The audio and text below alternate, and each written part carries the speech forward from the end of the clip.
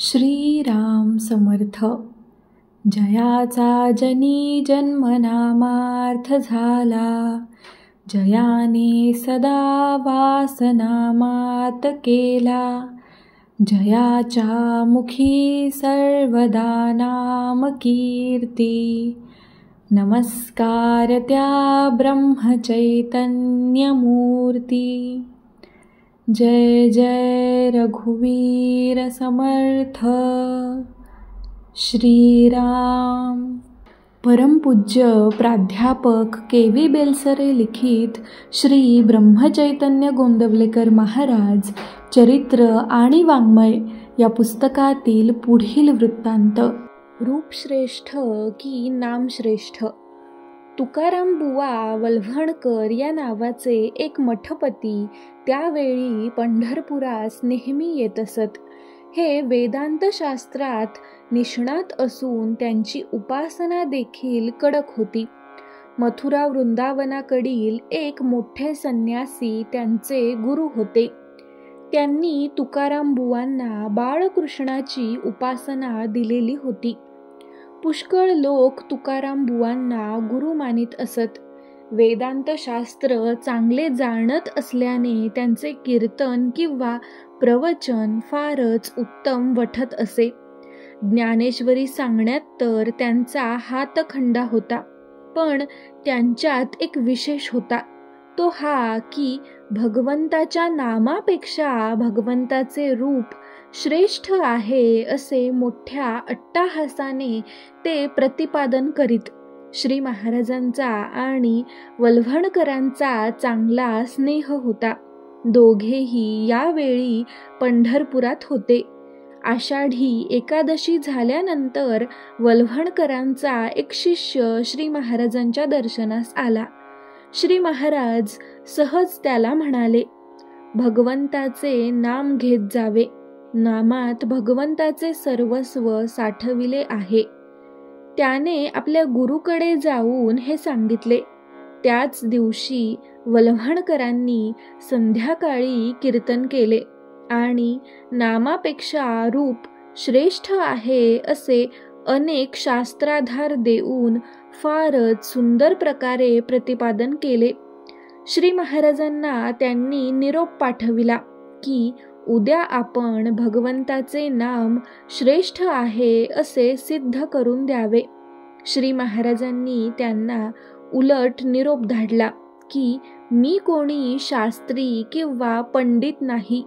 मी माणदेशचा एक अज्ञ रहिवासी असून रामाचे नाव तेवढे जाणतो. आपणच एक दिवस आपली सर्व मंडळी घेऊन इकडे राम मंदिरात यावे. आपण आपली बाजू मांडा, मी माझी बाजू मांडतो. आपल्या वादाचा निकाल आपोआपच लागेल. वल्हणकरांनी ही गोष्ट कबूल केली. ते येण्याच्या आदल्या दिवशी अप्पासाहेब भडगावकरांनी दुसऱ्या दिवशी होणाऱ्या वादाची आठवण करून दिली. तेव्हा ते बोलले, अप्पासाहेब, आपल्याला घाबरण्याचे काय कारण आहे? नाम हे स्वतः सिद्ध आहे. त्याच्यात खुद्द भगवंताची सत्ता जागृत असल्याने त्याचे श्रेष्ठत्व सिद्ध करायला इतर कोणाची जरूर आहे. जन्मभर मी नामाला चिकटून आहे. वल्हणकरांच्या गळ्यात माळ घालीन तेव्हाच पंढरपूर सोडीन. दुसऱ्या दिवशी दुपारी 3 वाजता वल्हणकर बरीच मंडळी बरोबर घेऊन श्री महाराजांकडे आले. श्री महाराजांनी त्यांचा हात धरून मोठ्या आदराने स्वतःच्या शेजारी लोडाला टेकून बसविले. दोघेही उच्चासनावर बसलेले असून समोर सर्व मंडळी बसली होती. पंढरपुरामधील काही शास्त्री व पंडित देखील या सभेला हजर होते.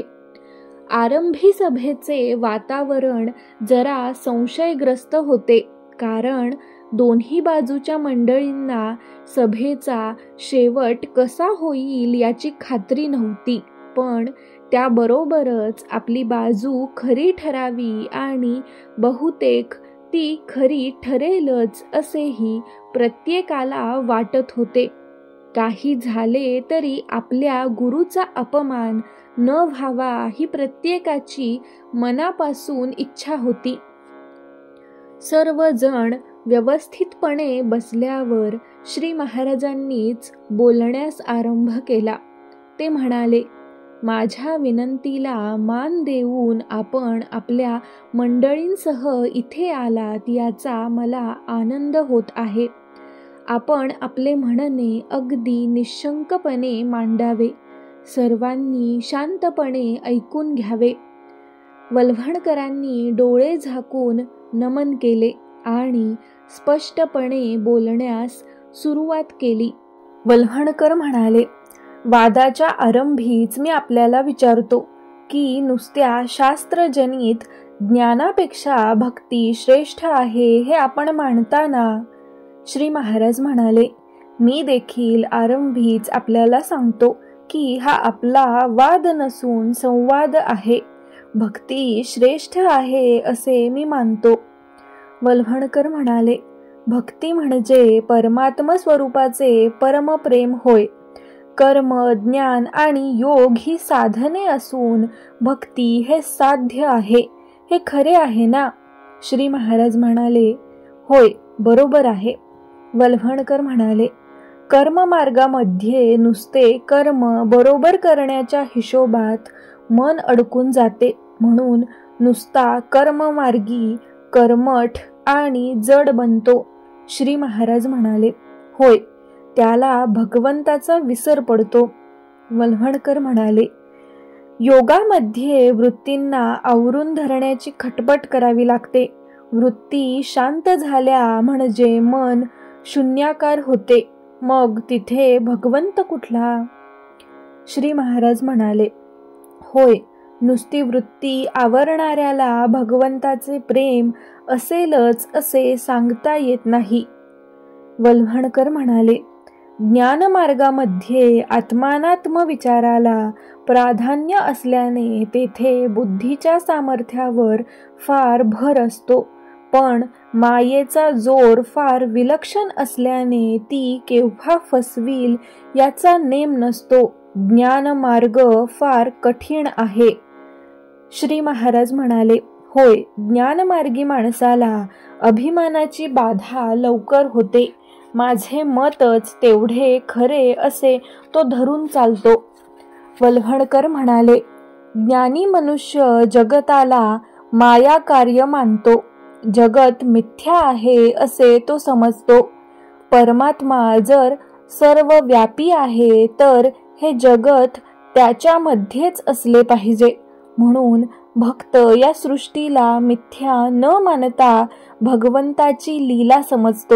या सृष्टीमध्ये सर्व ठिकाणी भगवंताचा महिमा, त्याचे विभूतिमत्व आणि त्याचा आनंद भरलेला दिसून येतो.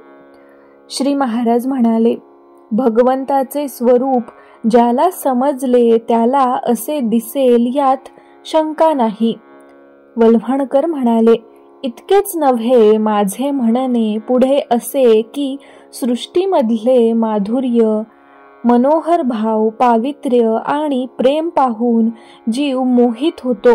पण सृष्टीमधल्या विभूती रूपांची उपासना करून जीवाची तृप्ती होत नाही. कारण विभूती हे साक्षात भाव नाहीत. म्हणून भगवंताच्या साक्षात गुणांची आणि भावांची जरूर लागते. त्यांच्या प्राप्तीने जीवाची तृप्ती होते. यासाठी मी म्हणतो की सौंदर्याने भरलेले भगवंताचे रूप हेच श्रेष्ठ आहे. श्री महाराज म्हणाले, वा, फार छान. आपले म्हणणे मला पटले. पण मला शंका अशी येते की सौंदर्याने आणि माधुर्याने भरलेले एखादे रूप भगवंताचेच आहे हे समजण्यासाठी त्याला भगवंताचे नाम देणे जरूर आहे ना? म्हणजे त्या रूपाला भगवंताचे नाम दिले नसेल तर ते रूप मायावी राक्षसाचे देखील ठरेल. वल्हणकर म्हणाले, अहो, कारणापासून कार्य भिन्न नाही, हा तर वेदांताचा सिद्धांत आहे. अर्थात जगत हे भगवंतापासून भिन्न नाही. जगतात आढळणारी सर्व रूपे भगवंताचीच आहेत. मग नामाची जरूर कोठे आहे? श्री महाराज म्हणाले, कुंभाराने एकाच मातीपासून अनेक प्रकारची भांडी केली. प्रत्येक भांड्यात मातीशिवाय दुसरे काहीच नाही. तरी प्रत्येक भांड्याचे नाव निराळे. असे का? तुकाराम बुवा एवढे मोठे संत बनले, पण भगवंत सर्व ठिकाणी व्यापून आहे म्हणून ते विठोबाला राम म्हणाले नाहीत किंवा दत्ताला महादेव म्हणाले नाहीत. रूपाची ओळख खऱ्या नामानेच होते. वल्हणकर म्हणाले, प्रत्येक वस्तूमध्ये तिचे मूलद्रव्य आणि तिचे रूप ही दोन अंगे दृष्टीस पडतात. पदार्थाला आकार दिला तर त्याला नाव देता येते. आधी आकार तयार होऊन मग त्याला नाव प्राप्त होते. मूल जन्मण्याच्या आधी कोणी नाव ठेवित नाही. आधी नाव आणि मग रूप असा काही कोणाचा अनुभव नाही. श्री महाराज म्हणाले, तुम्ही म्हणता हे खरे आहे, परंतु आपण सत्य कशाला म्हणता? वल्हणकर म्हणाले, देशकालाच्या पलीकडे जे कायम टिकते ते सत्य होय. श्री महाराज म्हणाले, होय ना, मग प्रत्यक्ष आकाराला आलेली अनेक रूपे नाहीशी झाली तरी त्यांचे नाव टिकून राहते. म्हणजे नाम हे देशकालाच्या मर्यादेच्या पलीकडे असते. तुमच्याच म्हणण्याप्रमाणे ते रूपापेक्षा जास्त सत्य नव्हे काय? जे सत्य आहे ते श्रेष्ठ असलेच पाहिजे. वल्हणकर म्हणाले, एकाच प्रकारची रूपे असतील तर आपले म्हणणे खरे ठरेल, पण पुस्तक, मंदिर, आंबा व माणूस ही रूपे निराळी आहेत म्हणून त्यांची नावे निराळी. या रूपांच्यात एकच नाम कोठे आहे? श्री महाराज म्हणाले, का बरे? व्यवहारदृष्ट्या पुस्तक, मंदिर आणि आंबा यांचे मूलद्रव्य निरनिराळे आहे असे वाटते. रोजच्या व्यवहारामध्ये ते योग्यच आहे, पण आपण आरंभीच सांगितल्याप्रमाणे जगतामध्ये परमात्माच भरलेला आहे म्हणून जगामधल्या यच्चयावत वस्तूंचे मूलद्रव्य एकच आहे आणि अनेक रूपे आली आणि गेली तरी ते मूलद्रव्य कायमच राहते, म्हणून नाम श्रेष्ठ आहे. वल्हणकर म्हणाले, आपले स्वाभाविक प्रेम रूपावर आहे.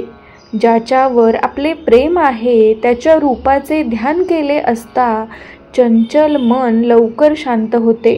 शिवाय आपली ज्ञानक्रिया पाहिली तर हेच आढळते की पहिल्याने पदार्थाचे रूप दृष्टीस पडते आणि नंतर त्याचे नाम येते.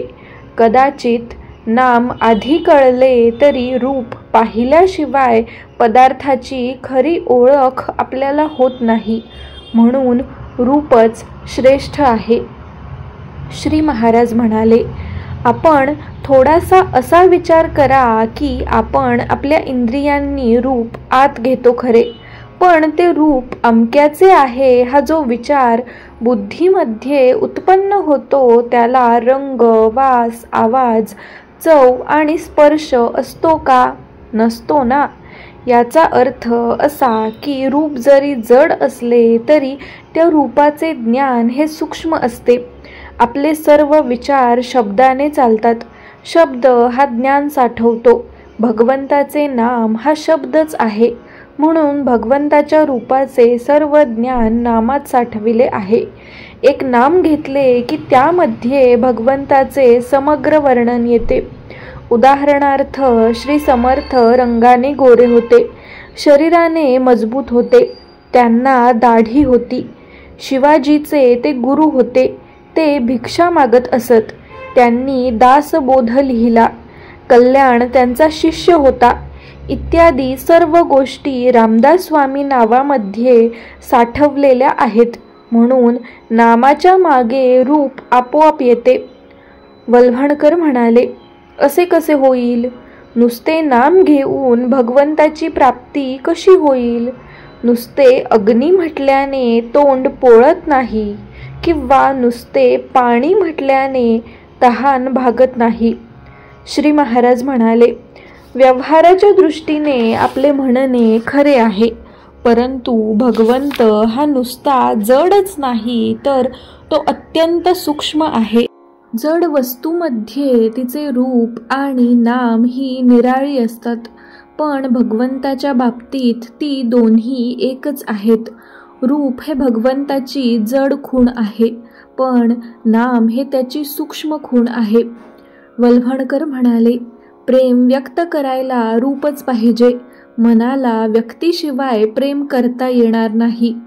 श्री महाराज म्हणाले, व्यक्त हे एकदेशी आणि मर्यादित असते, पण सर्व व्यक्ताचे पर्यवसान ज्या अव्यक्तामध्ये घडते त्याला घट्ट धरण्यासाठी उपाय कोणता? त्याला उपाय नाम हाच आहे.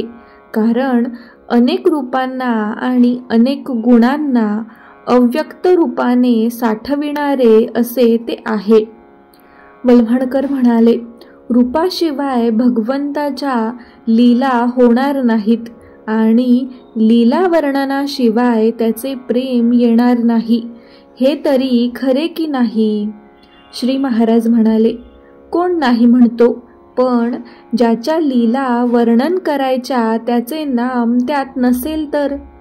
इतकेच नव्हे तर लीला ऐकून नामावर प्रेम बसेल आणि त्याचे नाम घेतले की त्याच्या लीला आठवतील. किंबहुना नामामध्ये भगवंताच्या सर्व लीला साठवलेल्या असतात, म्हणून त्याचे नाम उच्चारले की आपल्या भावना उचंबळून येतात. वल्हणकर म्हणाले, आपण काही म्हणा, पण भगवंताच्या रूपाचे दर्शन झाल्या वाचून मनाला खरे समाधान होत नाही. श्री महाराज म्हणाले, हे मला पूर्ण कबूल आहे, पण 24 तास दर्शन करीत राहणे शक्य आहे का? त्याचे नाम मात्र 24 तास राहू शकेल. शिवाय भगवंताचे रूप प्रत्यक्ष पाहत असताना त्याचे ध्यान करता येणार नाही, पण त्याला पाहत असताना त्याचे नाम मात्र घेता येईल. नाम हे रूपापेक्षा जास्त व्यापक आहे. वल्हणकर म्हणाले, आपण नामाला फारच महत्त्व देता. अहो, रूप जर नसते तर भगवंताचे गुण आपल्याला कळले असते का? हे मला सांगा. श्री महाराज म्हणाले, रूपाशिवाय भगवंताचे गुण आपल्याला कळणार नाहीत ही गोष्ट खरी, पण त्याच्या अनेक रूपांना व्यापून राहणारे गुण नामानेच ओळखले जातात. त्याची रूपे कितीही आली आणि गेली तरी नामाने त्याचा बोध होत असल्याने त्याचे नाम घेतले की त्याचे गुण मनासमोर येतात. भगवंताची रूपे जिथून येतात तिथे नामाचे वास्तव्य आहे. वल्हणकर म्हणाले, महाराज, मी आपल्याला नमस्कार करतो. असे बोलून वल्हणकरांनी श्री महाराजांना नमस्कार केला आणि पुढे बोलले, माझी खात्री झाली की नाम हे रूपापेक्षा श्रेष्ठ आहे, पण मला त्यावर काही शंका येतात. त्या आपल्याला विचारू का? आपल्याशिवाय माझ्या शंका दुसरा कोणी निवारण करू शकणार नाही. श्री महाराज म्हणाले, अवश्य विचाराव्यात. नामाच्या बाबतीत कोणीही कोणतीही शंका विचारावी, परंतु आधीच सुचवून ठेवतो की नामाबद्दलच्या सर्व शंका नाम घेत गेल्याने आपोआप नाहीशा होतात. तरी मनात आलेली शंका जरूर विचारावी. श्री महाराज आणि वल्हणकरांमधील उर्वरित संवाद आपण पुढील भागात पाहू. जानकी जीवन स्मरण. जय जय राम.